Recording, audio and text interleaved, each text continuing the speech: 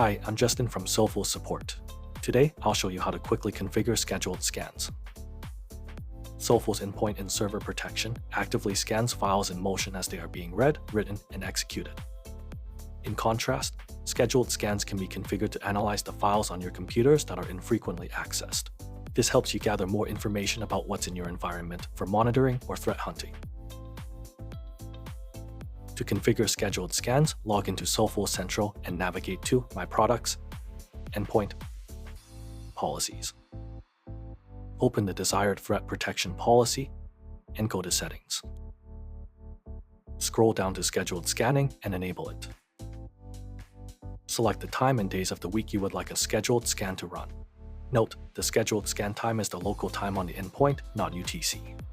If a device isn't powered on during the scheduled scan time, the scan will be postponed until the device is available. Enable deep scanning if you wish to scan inside archive files. However, this may increase system load and make scanning significantly slower. Scroll to the top and click Save. You've now configured scheduled scanning. I hope you found this useful.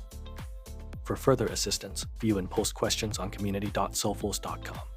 And go to techvids.soulfuls.com for more great videos like this one.